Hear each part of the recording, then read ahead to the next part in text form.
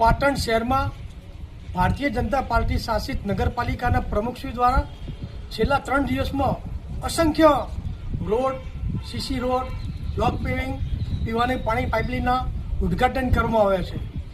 આ ભારતીય જનતા પાર્ટીના પ્રમુખશ્રી અને એના ચેરમેનશ્રીઓ તેના વહીવટકર્તાઓ પાટણની ભોળી પ્રજાને મૂર્ખ બનાવવા માટે નીકળ્યા છે.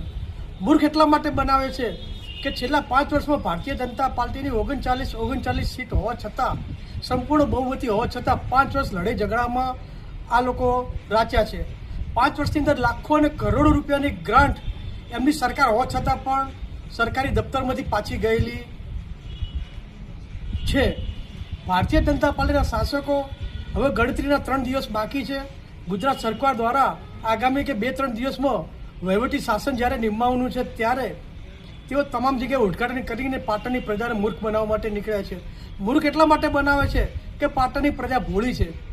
વહીવટી કામગીરી જોવા જઈએ તો ફક્ત ને ફક્ત સામાન્ય સભામાં ટેન્ડર ખોલ્યા છે. ટેન્ડર ખોલ્યા પછી જે પણ વહીવટી કામગીરી થવી જોઈએ હજી સુધી આજ દિન સુધી કરવામાં આવી નથી.